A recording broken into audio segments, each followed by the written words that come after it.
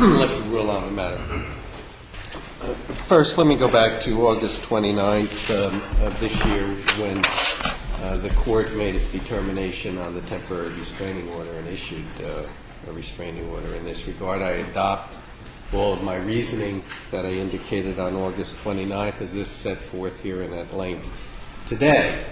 And to summarize, what the court was concerned about on that particular day and addressed with counsel was that, first, were the signatures on the petition at least sufficient in terms of satisfying the 15% requirement genuine? And it was admitted that they were, because the clerk had checked that. So that being the case, the court generally indicated, subject to my findings that day, that we shouldn't get caught up on technicalities with respect to a petition such as this, because the petition is not a petition like a recall petition, for example, to actually recall someone. This is a petition to get the matter before the voters. That is, to have the voters decide what they want to do. So the court indicated, let's not get caught up on technicalities in that regard. And if the signatures are genuine and the integrity of the process has not been compromised, we should go forward. The court had in mind at that date, based upon Mr. Buzak's presentation to the court, that, well, we haven't had the opportunity to respond yet to the statutory requirements and also to look at the integrity of the process. The court first indicated, I believe at that time, and I said, well, let's meet back here or discuss this on or about September 10th. So we can have time for the defendants to take a look at this. And while, yes, it was the clerk that was deciding this issue pursuant to the statute, after all, it's Randolph Township. And Mr. Buzak, go back, talk to the counsel in that regard and the clerk, and see whether the matter could be resolved, knowing that these signatures are genuine, so that we can put this on the November ballot. What took place on September 10th was the fact that there was a need for further discovery because of the integrity of the process. It's not that representations were made by Mr. Buzak, but Mr. Buzak indicated that there was a general concern as to whether petitions were left at a church, petitions were left at a festival, and that the integrity of the process had been compromised because they were not done properly. So the court indicated, I will allow discovery as to the integrity of the process in that regard. And that's what led to these depositions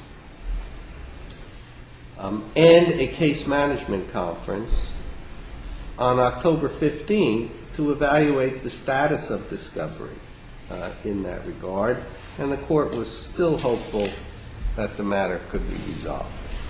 It wasn't resolved. It led to some 17 depositions, some 32 hours of depositions in time, and led to the hearing today. Now, with that background in mind, I now turn to what the court had before it on August 29th to summarize the facts and what was revealed in terms of the depositions, which are now marked into evidence as joint exhibits in terms of the integrity of the process. This is a case where the plaintiffs are collectively, in essence, the petitioners here, and this all relates to an underlying petition which sought to get before the voters ordinance number 2107 that provides for an appropriation of some $5.5 million to finance the construction of a municipal swimming pool. The ordinance was introduced by the Town Council at a meeting on June 7th. At that time, it was scheduled for adoption at the July 12th meeting. Upon the introduction of the ordinance, the plaintiffs began circulating a petition of protest against the adoption of the ordinance to have the township place the matter on the ballot for a vote by the registered voters with respect to whether or not the bond ordinance should go forward. That petition was delivered to the township clerk, Ms. Luciani, pursuant to our statute, which is 40, New Jersey statute annotated is 404927, which is the Home Rule statute. The petition also references the Faulkner Act. The first petition, as was read by Mr. Guzak, clearly references the Faulkner Act and says committee of petitioners at the bottom of the page where it says pursuant, and then it cites the Faulkner Act, NJSA 4069A 186, and in the initial paragraph cites it 185. That's what the petitioners did.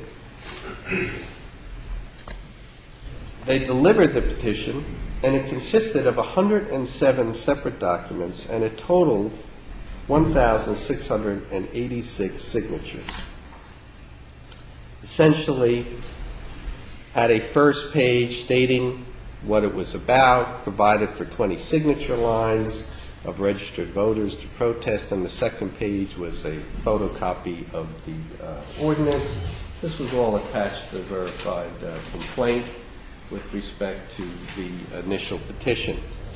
Now, we know that according to the township clerk and pursuant to our statutory law in terms of the 15% requirement, that 7,618 votes were cast at the most recent general election, so that pursuant to the statute, petition would have to have 15% of those votes in order to be on the ballot, or 1,143 signatures.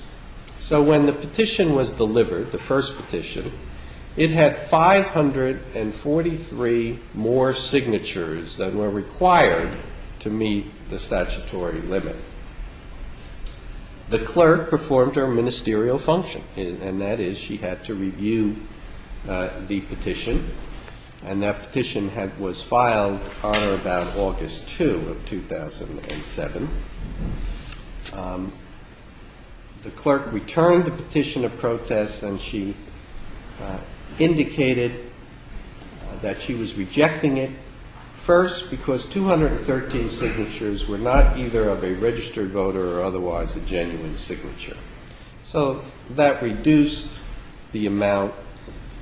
Of course, there was an overage of 543 signatures, so there was clearly still more than sufficient amount of signatures to satisfy the petition requirement in that regard. She also rejected it because it failed to specify the amount of indebtedness being protested, and that the affidavit of authenticity was completed prior to the passage of the ordinance on June 12th, and the clerk interpreted the Home Rule statute to require that one of the signers of each individual petition sheet had to make the oath of authenticity, where in this particular matter, in the first petition, it was, as Mr. Stein indicated, really done pursuant to the requirements of the Faulkner Act in that regard in terms of having the oath.